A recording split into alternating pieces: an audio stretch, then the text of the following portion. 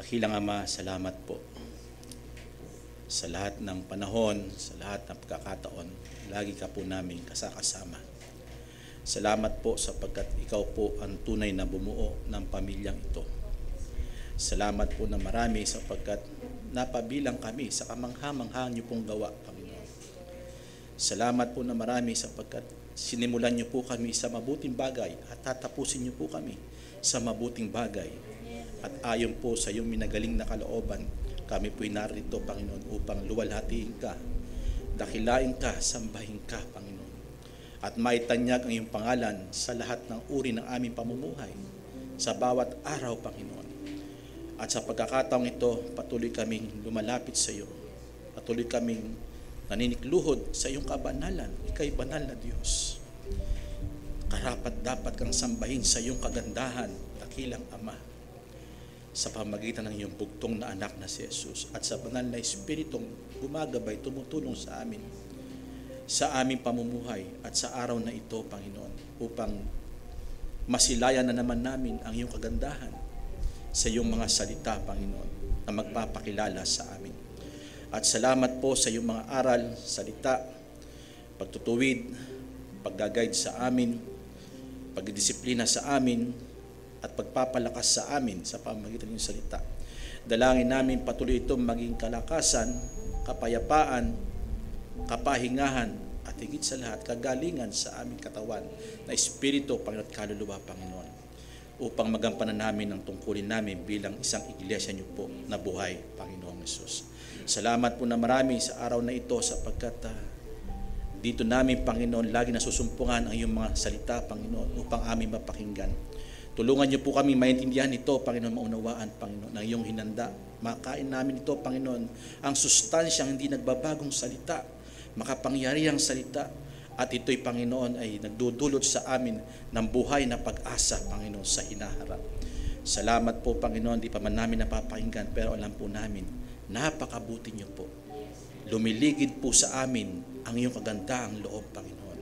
Salamat po, Panginoon. At hayaan niyo po, Panginoon, walang maiwan sa amin, kundi ang lahat ng karangalan, maibalik sa iyo, Panginoon.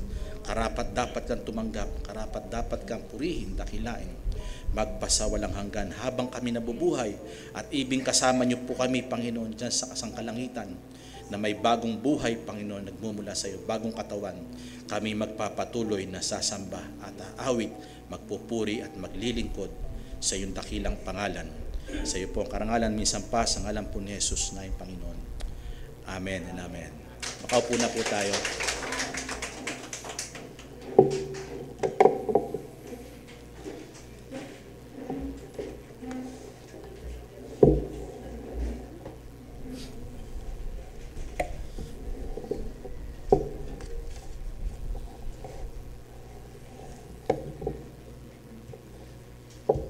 Isang mapagpalang araw po sa ating lahat. At parang giniginaw po ata ako eh. Ayos ko lang po.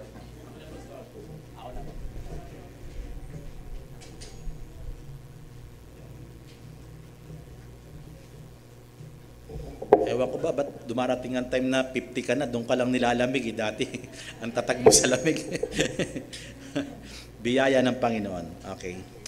Lumipas man ang mga bagay, lumilipas ang lahat ng bagay.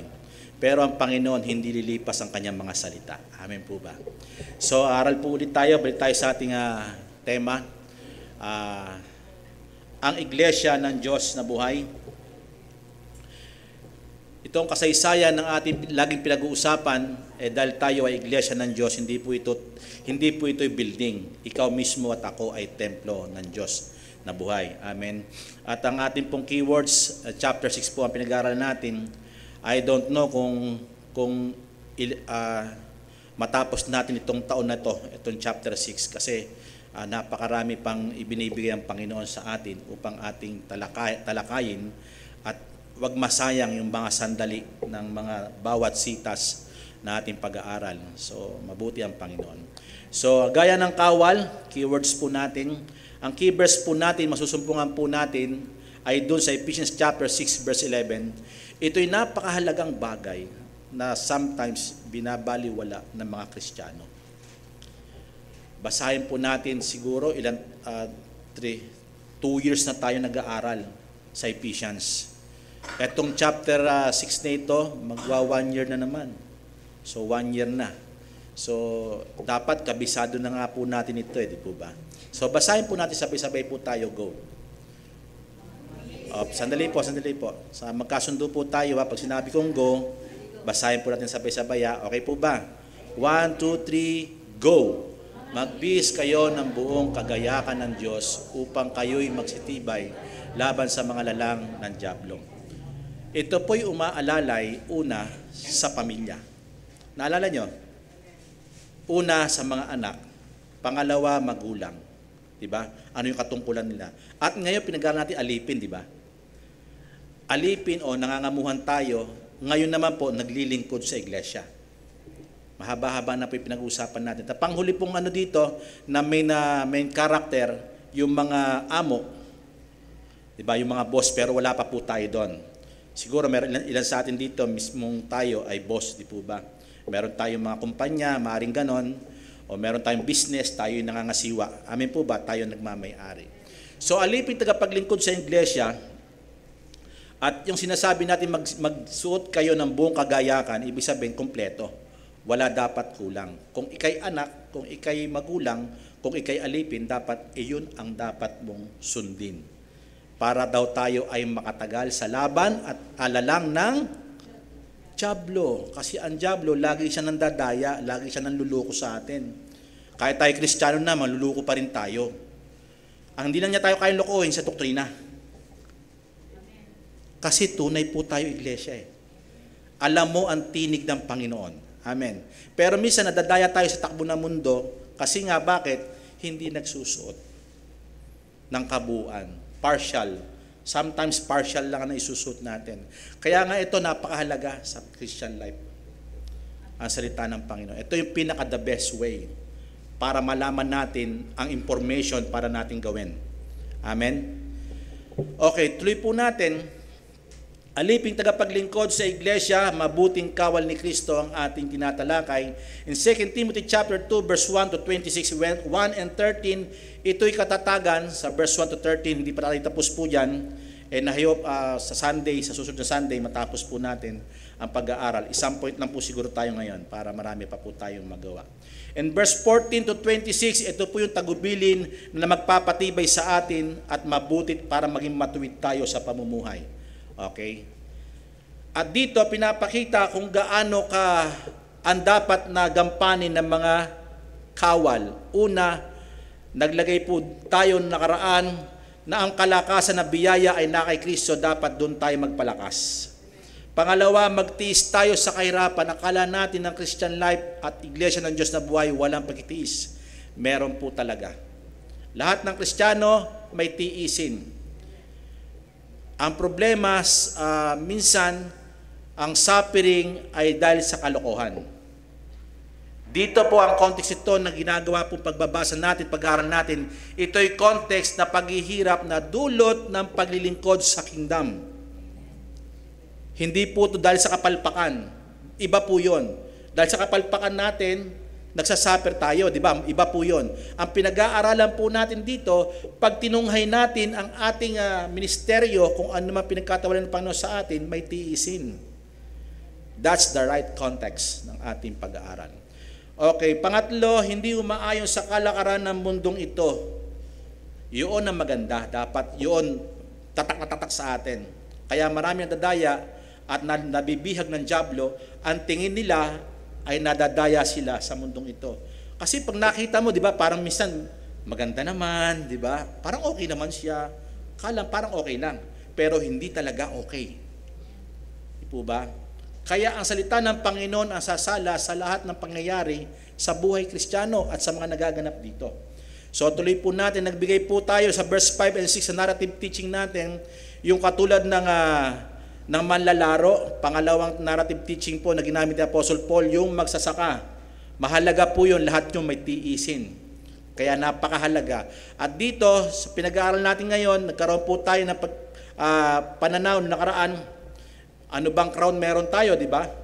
Crown of glory, crown of righteousness, di ba? Kasi mahal na mahal mo yung ginagawa mo sa paglilingkod. Hindi ka nakikihalubilo. Di po ba? So ngayon, pag-aralan naman po natin yung ating nabinbin at hindi natin natapos sa ating pag-aaral. Sa verse 7 to 13, tinapos po natin hanggang 9. So puntahan po natin yung naiwan natin na verse 10. At dito makikita natin, dito lang po siguro tayo, mahaba po yan. Sana may maintindihan po tayo. Una, sa verse 7, ipinakita po dito yung understanding o yung pagkaunawa, insight, ayon po sa salita ng Panginoon. Kaya nag-example po ako sa verse 7 ng knowledge, information, naalala nyo, understanding, comprehension, intelligence, realization. At pang-apat po yung wisdom is application. Amen. Kaya lahat na natatanggap natin, ito depende sa ating pagtanggap. Kung nagkaroon talaga tayo ng tunay na pagkaunawa, ibig sabihin ng Panginoon ang nagbigay nun. At yung realization natin, nagkakaroon po tayo intelligence natin, lalong nahahasa. Amen. Kinahiramen. Hindi po tayo puro intelligence, hindi lang tayo puro realization din. Hindi lang tayo puro information, kundi sa application. Nagustuhan ko sinabi ni Deacon nung nakaraan, sa teaching natin, reflection niya. Diba? Yung knowledge o yung sinasabi nating information, yung salita ng Panginoon, without application, ano mangyayari sa atin? Di ba, babagsak tayo. Pero tayo daw ay may reformation.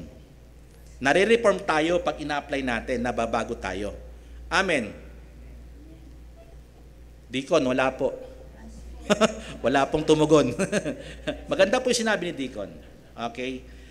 Para tayo matransform, hindi lang puro tayo knowledge. Hindi lang tayo puro information. Salita ng Panginoon, i-apply natin. Wisdom po yun. At yun po yung tunay na reformation. Nababago po tayo. Transform talaga tayo. Transform po tayo, nababago tayo. Amen po ba? So puntahan po natin ang verse 10. Okay, naibalik po pala dyan. Ang verse 10 po, pang-apat na point po natin. Una, alalahanin mo si Jesucristo. Pangalawa, at pinagtitiisan niya ng kahirapan, yung ebanghelyo, tanikala, talampasan yung evildoer na gumagawa sa kanya. At pang-apat, magugulat kayo bakit inuulit-ulit niya itong salitang ito sa unang verse 10 na talata, words. Kaya aking tinitiis ang lahat ng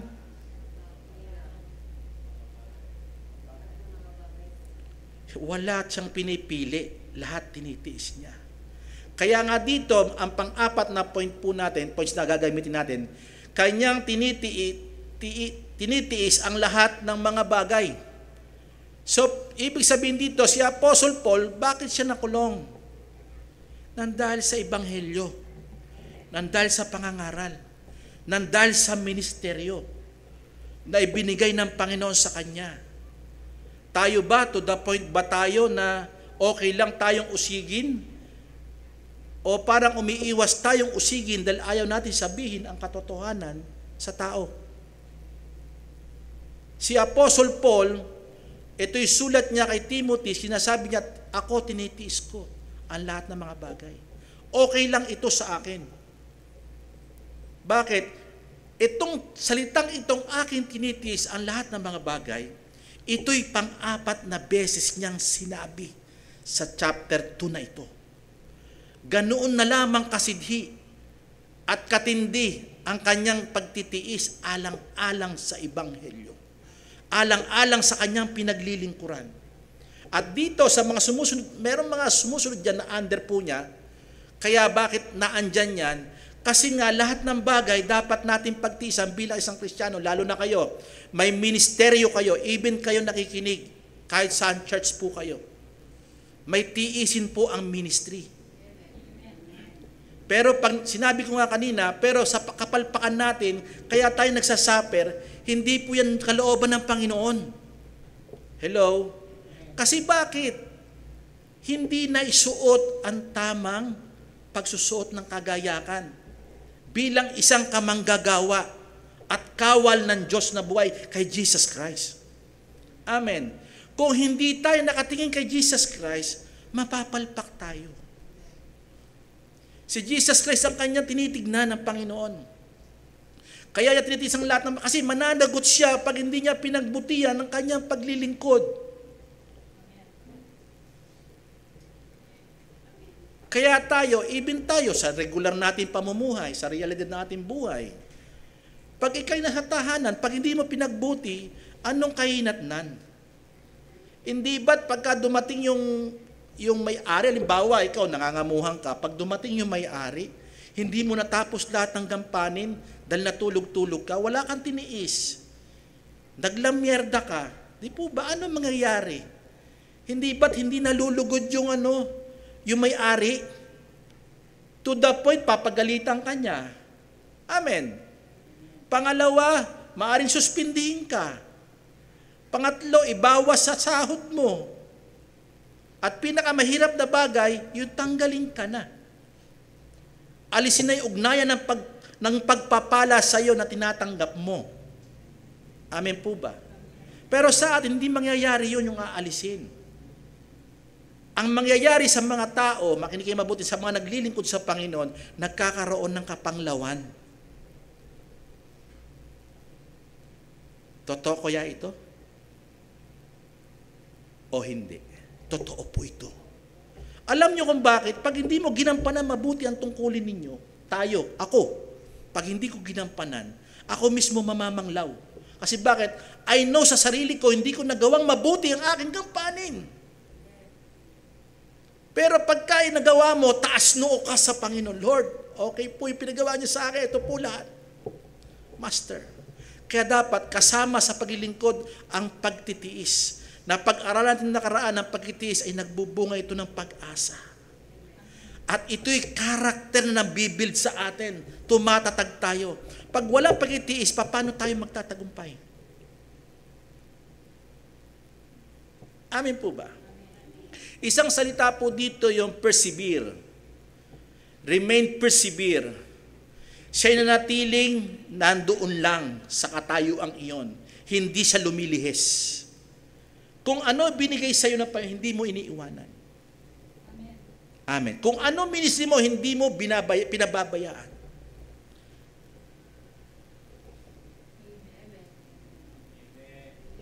Dapat ganun ang tingin natin. Kasi bakit? Nakatingin lagi yung ating Panginoon sa atin. Sabi nga sa verse 4, di ba? Naalala natin. Sabi niya, huwag kayong makiayon upang kalugdan tayo nagtala sa atin bilang pagkakawal.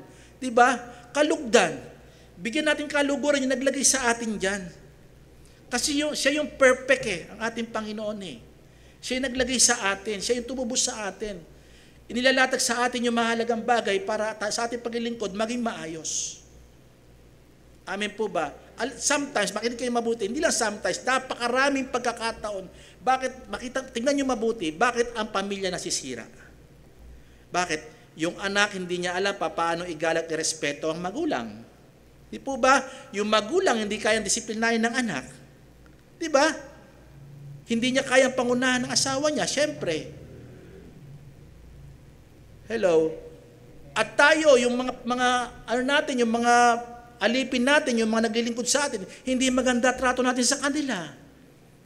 Kaya pag nagkawalay-walay, anong masasabi? May mabuting bagay ba? Natapos? Di ba? Wala. Pero pagka maayos ang pagsusot, alam natin kung anong purpose natin, bakit tayo ay nandito, anong katatayuan natin, magiging tama ang ating mga gagawin at nagbibigay kaluguran sa Panginoon. Sometimes nakikita lang tayo, maganda suot natin. Ba, okay yan. Lalo na ngayon, ano bang tawag dyan, Pastor? Yung ngayon, palaspas ngayon, di ba? Banal ang taong tignan ngayon. Di po ba? Hindi yun ang tunay na kabanalan. Ang kabanalan ay makikita sa mga gawa natin kung sinusunod natin ang kanyang salita. Na may pagtitiis, dapat nating gawin. Amen po ba? So puntahan natin, kayang tiisin ang lahat ng mga bagay. Napakagandang salita po nito. Kasi meron siyang gustong puntahan. Meron siyang gustong ipakita. O alam niya may layunin ng Panginoon sa kanyang buhay, bakit meron siyang tiising ganon? Biruin mo, nangangaral lang ako sa iyo, Lord. Pwede siya magreklamo, nangangaral lang ako sa iyo, Lord. Pero ba't ako nakulong pa? Kaya nga sabi nung nakaraang linggo, di ba, kahit may tinakala ako, ang salita ng Panginoon hindi natatanikalaan. Wow! Doon yung aggressive heart ng kanyang paglilingkod sa kanyang master. Kaya sinasabi niya ito kay Timothy na kanyang tinuturuan, na kanyang dinisciple. Amin po ba? Okay, puntahan natin sa 2 Timothy chapter 4. Mag-ano po muna tayo, mag-verse mo muna tayo. Kalimutan po muna natin yung mga susunod diyan. Okay. In 2 Timothy chapter 4 verse 17 and 18. Madali lang naman po ito. Okay, well, kasunod po niya sa verse 10, di ba? Yung kaya sa pang-apat na ano natin, 2 Timothy chapter 4 verse 17. Wala tayo dyan, anak. Okay. Tingnan po natin. Kaya lagi po ako may hawak na Bible. Datapwat ang Panginoon ay sumaakin at ako'y pinalakas. Sabi niyo po, pinalakas. Ito na po yung time na alam niya nang iaalay niya na siya. At alam niya, hindi na magtatagal ang buhay niya, alam niya na kasi na may bumagsak ng kautusan para siya ay patayin na. At ang sabi niya, dadapat ang Panginoon ay sumaakin, ay ako'y pinalakas. Wow, kahit may tiisin ng kalakasan galing sa Panginoon. Ang sabi niya, upang sa pamamagitan ko, ang mabuting balita ay maitanyag na ganap. Sabi niya po, maitanyag na ganap. Alam niyo po pala, kaya pala may tiisin si Apostle Paul, gusto niya talagang maihayag na tanyag ang pangangaral. Kahit siya'y nakakulong. Biruin mo yung tiisin na meron siya. At upang mapakinggan ng lahat ng mga hintil. Wow! Salamat sa Panginoon, merong Apostle Paul na ginamit niya para sa atin. Hindi nagpabaya ng tungkulin. Amen? Kundi nagtiis sa lahat ng bagay para makarating sa atin at even to the generation na darating. Mapapakinabangan po nila ito. At ang sabi niya, at ako'y iniligtas sa bibig ng leon. Ano kaya ang ibig sabihin sa bibig ng leon? Hindi po siya nakalaya dito. Ibig sabihin diyan, yung sumasakmal sa kanya upang pigilan ang pangangaral, nakalaya siya doon. Hindi siya nagapinon. Yung evil doer na gustong hadlangan ng kanyang pangangaral para hindi kumalat, pero hindi napigilan. Amen. Kanino galing ang lakas? Sa Panginoon. Kaya siya nakawala sa bibig ng leon na gustong kumagat sa kanya para hadlangan siya. Amen po ba? At sabi sa verse 18, kaya kailangan makita natin yung context para maintindihan natin Ako'y iniligtas ng Panginoon sa bawat gawa ng masama. Ang leon na tinutukoy diyan, yung mga evil doer sa pagkokontra sa kanyang pangangaral. Kaya siya kinulong kasi ang dami niya nang nami-mission Amen? Yung mga gumagawang masama, yung mga relihiyoso. Amen? Kaya siya pinakulong. At ako'y kanyang iningatan sa kanyang kaharian sa langit. Ibig sabihin, backup niya ang langit. Ang Panginoon naroroon. Hari naman nakatunghay lagi sa kanya, hindi siya pinabayaan. Dapat nagkakaroon tayo ng encouragement, ano man ang sitwasyon natin, may backup tayo ang Panginoon. Kung patuloy natin sinusuot ang buong gayak niya, yung kagayakan, yung mga salita niya, para maitama natin ang ating paglilingkod. At ang sabi niya, nasa kanya nawa ang kalwalhatian. Kahit na nag-ano siya, oh Lord may reward ako di ba? Parang gano'n, di ba? Pero binabalik niya sa kanya ang luwalhati sa Panginoon. Magpakailan-kailanman, imposible sa tao magtiis ng ganito kung wala ang Panginoon.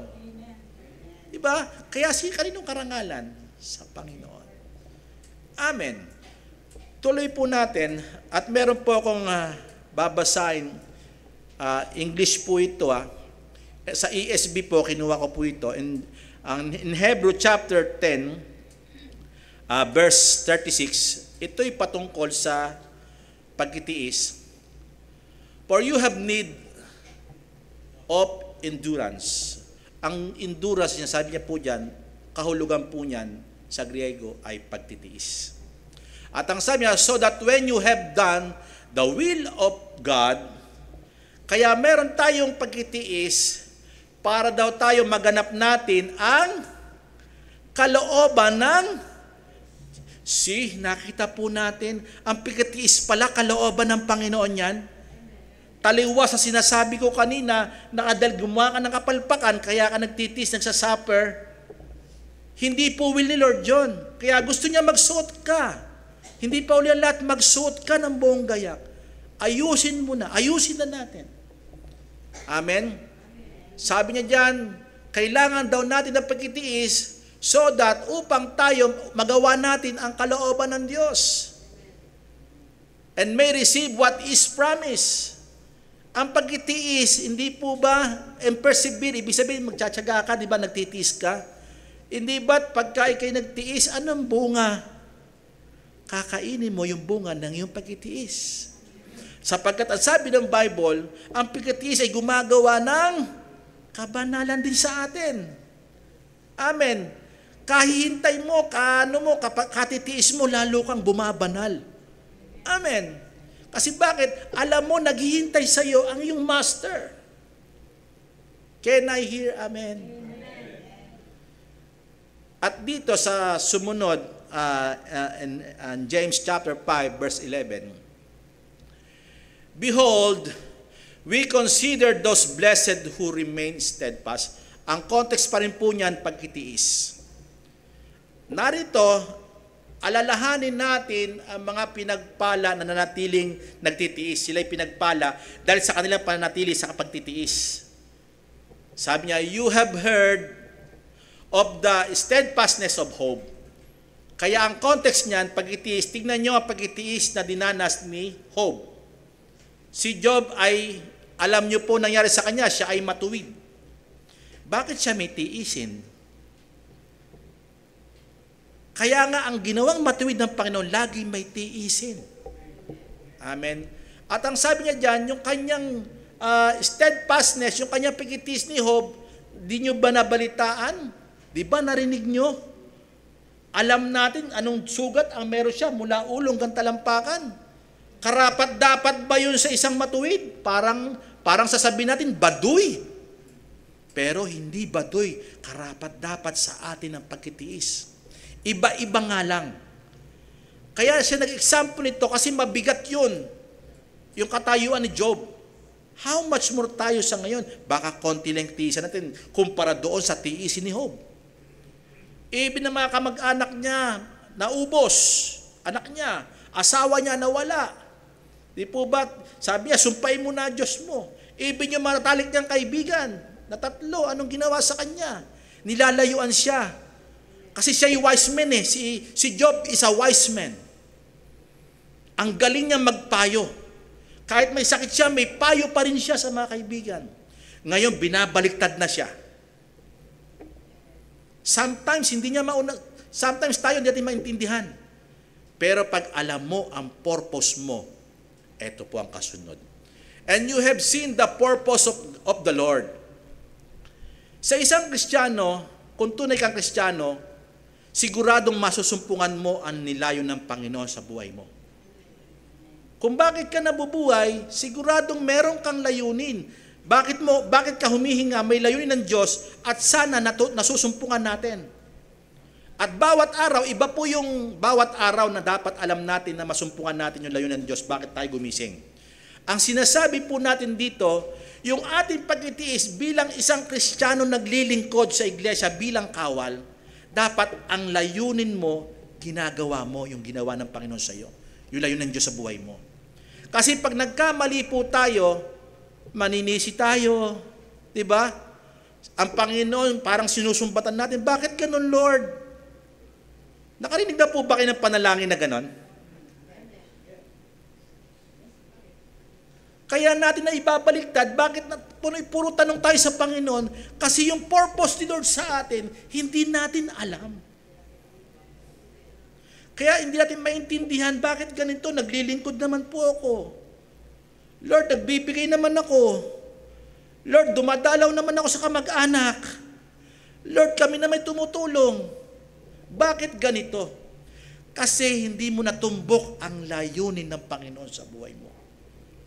Yun ang correct. Pero pag alam mo ang ministry ibinigay sa iyo ng Panginoon, natitiyak ko, pag pinuntahan mo ng Panginoon, laging doon ka nakatuon, hindi ka magkakamali. Hindi ka magkakaroon ng panghihinayang. Bakit? Naibigay mo ang para sa Panginoon. Ang the best para sa Panginoon.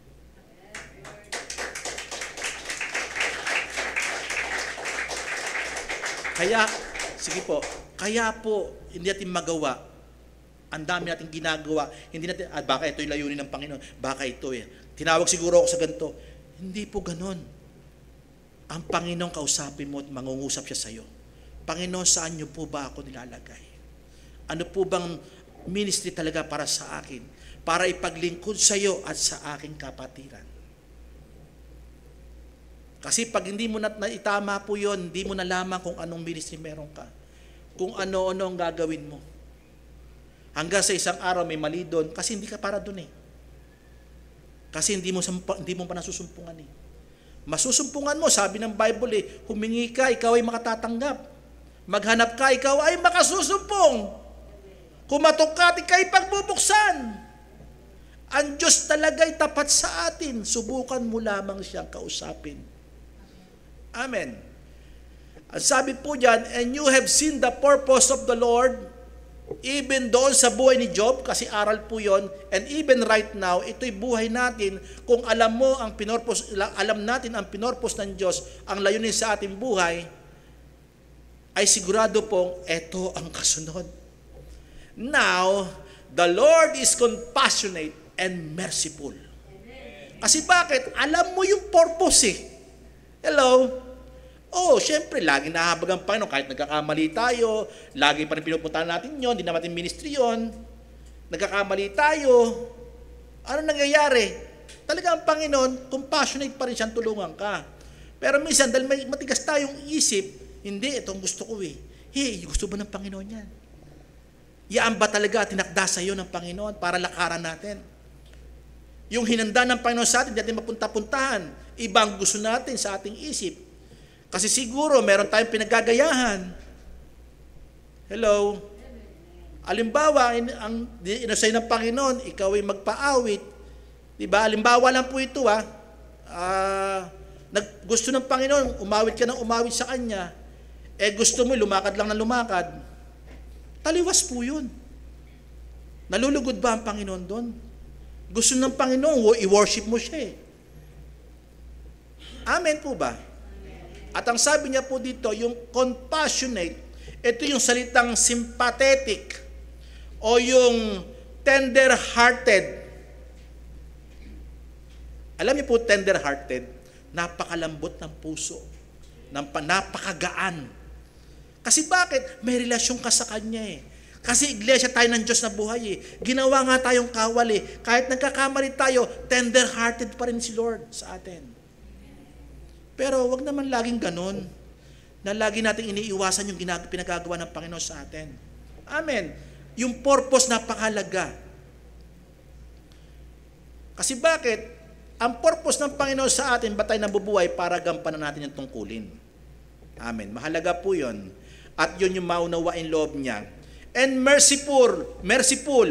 Isang salita po diyang merciful, ito po yung nagsasaad sa salitang lubos na mahabagin. Hindi kulang-kulang, hindi siya nahabag binsan. Ang kulit mo, susunod na lang ako mahabag sa iyo, pabayaan mo na kita. Hindi ganoon ang Panginoon. Lagi siyang nakatingin sa atin. Para ibigay pa rin yung mercy niya sa atin. Naaawa siya sa atin. Kasi bakit? Ang Panginoon niya, tinukso sa lahat ng bagay Kaya naaalala niya tayo mga tinutokso, inilalayo sa paglilingkod. Amen? Iniingatan tayo ng Panginoon. Amen. So yun po yun. Kaya mahalaga po yung salita po dyan, yung layunin ng Panginoon. Kaya tayo nagtitiis. Amen po ba? Mahalaga po yung salita ng pagtitiis. Ibalik po natin sa verse 10, anak. Okay. In 2 Timothy chapter 2 verse 10, ibalik na po natin yung ating context. Tatapusin ko po ito dito. Kaya akin tinitiisan lahat ng mga bagay, may dahilan. Hindi lamang sa ebanghelyo. Ang purpose niya i-share ang gospel, pero alam niyang meron po itong ibubunga. Kasi pag hindi mo alam magbubunga ang ginagawa mo, wag mo nang gawin. Sayang lang ang pagod, pera, panahon, oras. Dapat na igugol mo pa sa ibang bagay. Baka naging productive pa. Ako, may mga anak ko, sinasabi ko, dapat maging produktibo kayo sa pamilya. Kasi pag hindi, sinayang mo sa lahat ng bagay, isang araw, babalik ka pa rin sa pamilya. Amen po ba? At dito pinapakita, mayroon layunin kung bakit ibinigay ang atang napasan at pagtitiis kay Apostle Paul at sinasabi ito kay Timothy at sa atin right now. Ang purpose ito, bakit may ebanghelyo na kanyang tinitiis at itong pang-apat na sinasabi niya, tinitiis ko na ang lahat ng bagay. Sige, kahit dagdagan pa, lahat ng bagay, ipatong-patong pa sa akin. Dahil dito, nakatingin siya sa produkto ng kanyang paghihirap. Kaya nahihiramin. Tayo, dapat nakikita natin yung future eh. Alam natin dapat kung merong, yung ginagawa natin to, may kasaysayan ba to? Kasi pag hindi, wag na lang. Ang mga nagtatrabaho, bakit ka nagtatrabaho? Kasi merong sahod lang ba? Hindi, may pamilya naghihintay sa iyo. Amen. Merong umaasa sa iyo. Amen po ba? Eto po 'yan. Puntahan po natin, realidad yung kanina. Ngayon, puntahan natin yung context. Bakit niya tinitiisan lahat ng bagay? Alang-alang sa mga hinirang. Wow! Dahil sa iyo, dahil sa akin, at dahil sa panahon nila, yun ang purpose at layunin niya. Kasi alam niya yung ginagawa niya, kaya nga pinag-aralan natin yung buhay niya. Hindi ako sumusuntok sa hangin. Amen? Alam niya tumatama bawat kilos, bawat ebanghelyong dinadaan niya o sineshare niya. Hindi ito suntok sa hangin. O parang tumataga sa hangin tayo. Maispada nga tayo, hangin naman tinataga natin. Wala rin. Walang bunga. Alam ng kaisipan ni Apostle Paul kung paano tumama. Hello? Minsan, makinig kayo, minsan ang dami natin Bible study. Ilang taon mo na bina-Bible study?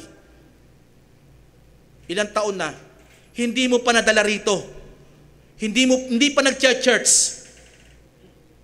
Hello. Kakusapin ko po kayo. Yung pagkitiis mo, sayang. Pinrepair mo yung sermon, pinrepair mo yung teaching. Almost 15 years, hindi pa nag-church. Ang hirap. Sayang. Kung sa iba mo pinunlayon, baka nagbunga. Amen. Kasi baka hindi hinirang eh. Hello? Ang sabi niya rito, kaya ako nagtitis, nangangaral, ibig sa kulungan, maaaring dito, meron din tinawag ang Panginoon na hinirang na niya. Buhat pa man nung una. Pinili ng Panginoon, kaya siya hindi napigilan ng kanyang pangangaral. Tayo, pag nakita tayo ng barkada natin, makikisig na mayayaman eh. Tameme po tayo magsalita ng ebanghelyo. Naku, abogado yan ang hirap. Ako, babala ng pinag-aralan ko eh. Mas mataas ang salita ng Panginoon kaysa sa degree nila at aral. Amen. At ang sabi rito, dahil una, sa alang-alang sa mga hinirang, kaya siya nagtitiis ng lahat ng bagay. Wala siyang in-exempt. Wag yan. Kasi bakit? Baka hinirang yan eh. Nagpapakita ako, sabi ni Apostle Paul, nagpapakita ako ng maganda example sa buhay ko para sa kanila, baka sakaling sila ay sumampalataya sa Panginoon.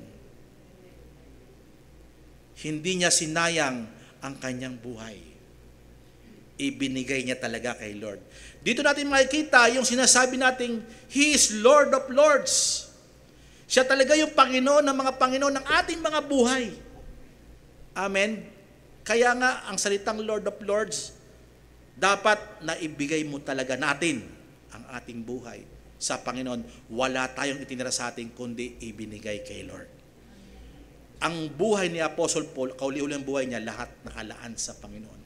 Nung tinawag siya ng Panginoon, ibinigay niya talaga ang lahat. Hindi siya nagtira sa kanyang sarili. Amen. Pangalawa, Colossians 1:24, anak. Pakilagay nga po natin dyan. Yung salitang alang-alang sa mga hinirang, Colossians 1:24, ngayon nagagalak ako sa aking mga hirap dahil kanino? Dahil sa mga taga-Colosas na kanyang minisyon. Nagagalak siya. Lubos ang kanyang kasiyahan. Kahit may pagtitiis, kahit may pagdurusa. Bakit? Alang-alang sa mga hinirang. Di ba kanina? Alang-alang sa inyo ng mga taga-Colosas. Amen. At ang sabi niya, aking pinupunuan, makinig kayo, mahalaga po ito at aking pinupunuan sa akin ang kakulangan ng mga hirap ni Kristo sa aking laman dahil sa kanyang katawan na siyang iglesia niya. Makinig kayo, mahalaga po ito, baka magkamali po tayo sa pagkakaintindi. Ang sinasabi niya po dyan, yung parang pinupunuan, hindi po yung kakulangan ng Panginoon. Ang sinasabi niya po dyan, dahil ang Panginoon ang siyang ulo ng iglesia, siya na ngayon ang tumatayo bilang tagapagsalita na parang kahalili ni Jesus Christ. Hello? Parang si Jesus Christ na ngayon ang kaharap nyo. Yung katawan na siya yung ulo, ako ngayon. Ito sabi niya, no? At aking pinupunuan sa aking kakulangan, ibig sabihin, dahil siya, talagang wala na talaga siyang paraan para makalaya Di po ba? Kaya sinasabi niya, kulang ang aking katawan, pero kailangan gawin ko yung pinagagawa ng aking Panginoon. Yun ang ibig niya sabihin. Kasi siya talaga ang ulo, kinakasangkapan niya lang ako. At ang sabi niya dyan, ng hirap ni Kristo, ibig sabihin, yung ginawa ba ng Panginoon, kulang yung hirap ni Jesus Christ? Hindi po. Kompleto po yun. Ang tawag po dyan, extended suffering ni Jesus Christ na naisalin sa mga alagad. At even tayo may extended, makinig kayo mabuti, o extension ng suffering na kay Jesus Christ na pumupunta sa atin.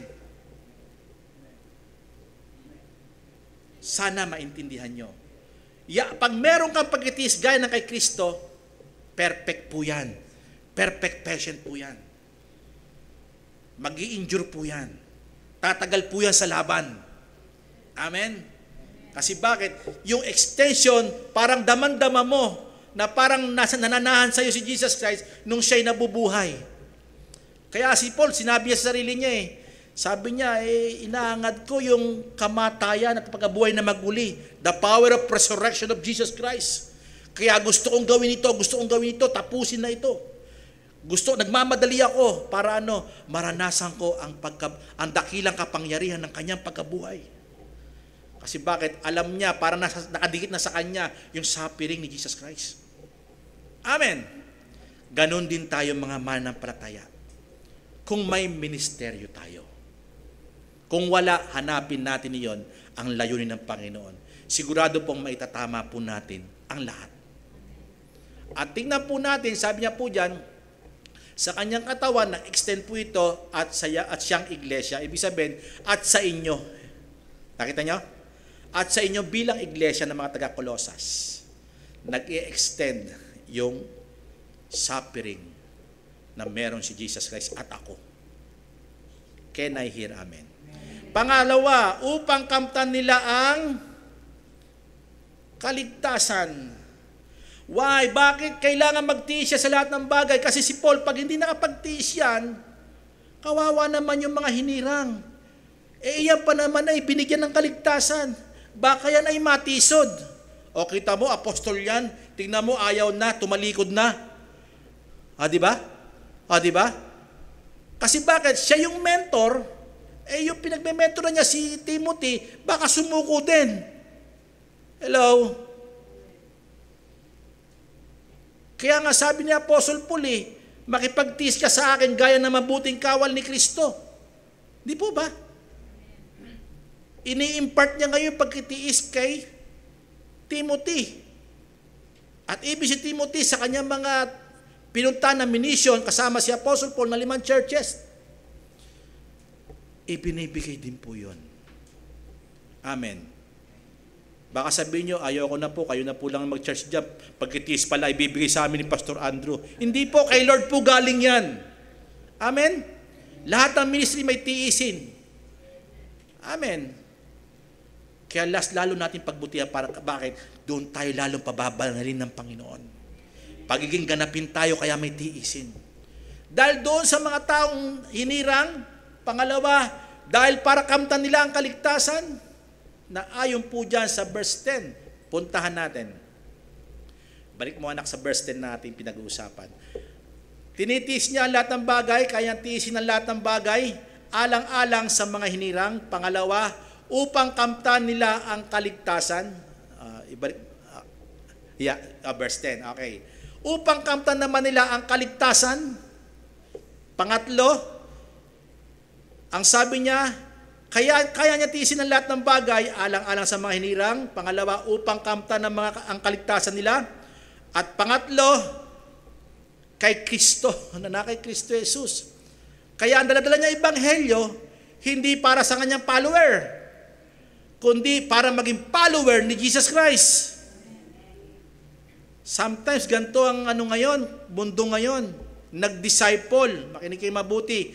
Kaya ngayon, di ba, nakakulong na, may disciple pa rin. Ngayon, tumatakbo pa ng senador.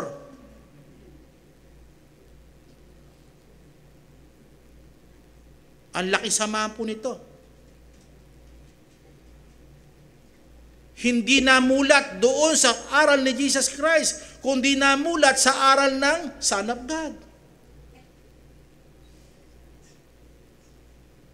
Hindi, tahasan ko po sinasabi. Sinasabi ko po ito kasi bakit? Sinasabi ni Apostle Paul, ginagawa kong pagtitinitis ko ang lahat ng mga bagay, alang-alang sa mga hinirang. Pangalawa, para kamtan nila yung kaligtasan, kanino? Na kay Kristo. Siya ba, sinasabi niya ba yun? Tinuturo niya ba si Jesus Christ? Ang tinuturo niya, sarili niya, di ba? Wala tayong dinidisiplo rito para maging disiplo na natin. Nagdi-disciple tayo para maging disiplo ni Jesus Christ. Kasi bakit? Pag iniwan natin to, sila'y magpapatuloy sa Panginoon. Kasi pag tayo nawala, makinig kayo mabuti, pag tayo nawala, dahil disiplo natin sila, wala na rin gana yan. Hello? Tignan mo si Apostle, tignan natin si Jesus Christ. Di ba parang nawawalan ng gana yung mga alagad? Nagpatuloy ang Panginoon sa kanila sa pagtuturo niya. Kaya nagpakita ang Panginoon sa kanila. Di po ba? Kasi tunay silang mga alagad. O ngayon, sa panahon ni Apostle Paul, kung siya ay hindi nagtuturo kay Jesus Christ, kanino maglilingkod si Timothy? Sa kanya, pawala na nga siya. Hello? Alang-alang kay Jesus Christ din. Na kay Kristo yung itong mga to, yung hinirang na kay Kristo yan, siya yung humirang dyan, ang Ama at si Jesus Christ. At yung kaligtasan, yan ay pinagkaloob sa pangangaral sa pamamagitan ni Jesus Christ. Amen. At pang-apat na kahuli-hulihan, sa talatang verse 10, yung, anak sa verse 10 po, anak, pakibalik mo. Yung walang hanggang kalwalhatian. Wow! Ang sarap nito, nasabihin ni Apostle Paul, biruin mo, sa katayuan ni Apostle Paul, na tinitiis ang hirap, hapdi, kirot, lamok, baho. Pero nagawa, ikaw kaya, mag-aral ka, di ba pagka mainit nga, ang hirap di ba? Di ba? Siya habang nagsusulat, anong katayuan niya sa kulungan? Di ba? Pero, ang thinking niya, hindi dito. Ang thinking niya doon sa walang hanggang kalwalhatian, siyempre siya kanya. Pangalawa, doon sa mga hinirang na may kaligtasan din, na pinagtitiisin niya, kaya siya nangangaral, at para kamtan ng lahat ng mga hinirang, kasama siya ang walang hanggang kalwalhatian. Ang salita na ginamit po dito, doxa. Kalwalatian, doxa. Ang doxa, isang salita po dito, dignity. Hello? Si Apostle Paul, ginamit ang salitang sa Griego po, yung walang hanggang, yung kalwalatian, doxa po yan. Yung walang hanggang eternal, ibig sabihin yan, yung buong karangalan tatanggapin niya kay Jesus Christ.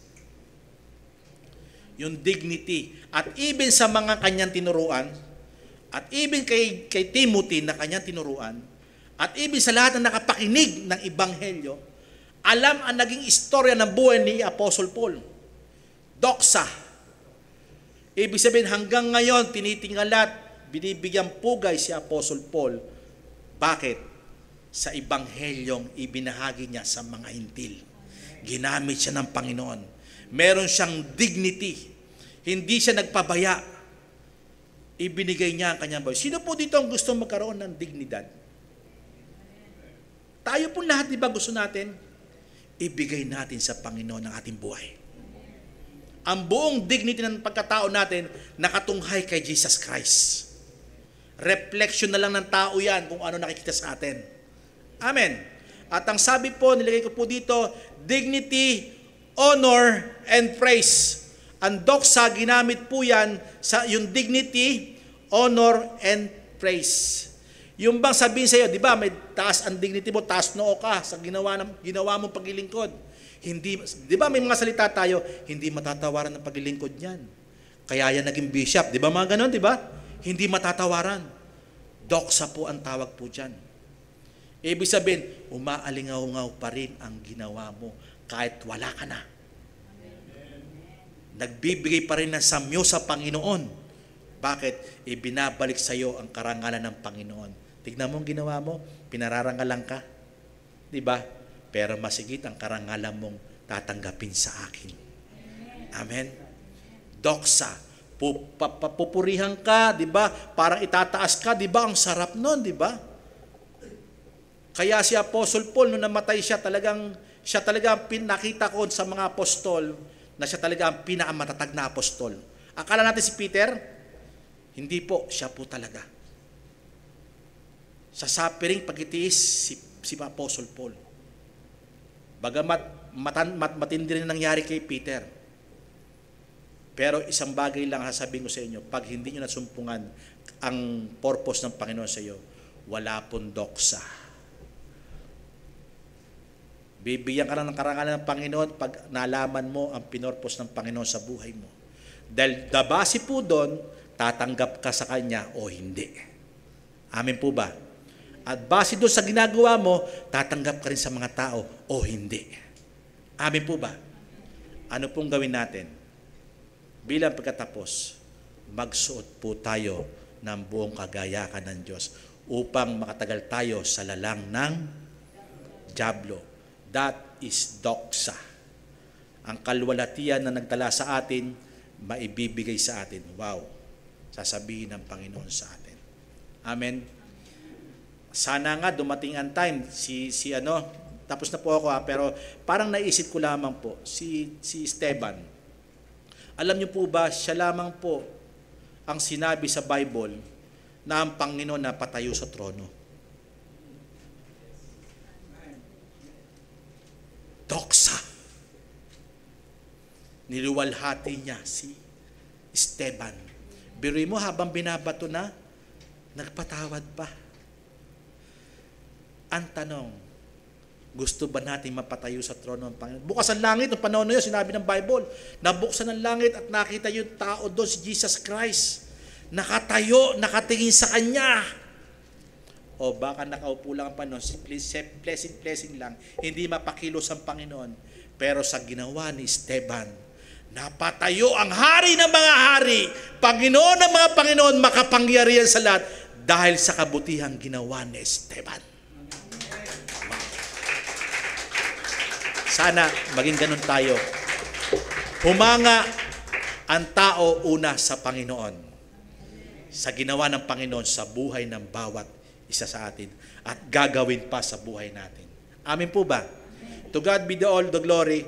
At susunod po sa last po natin sa verse 13, tunghayan po natin, malawak pa po yan.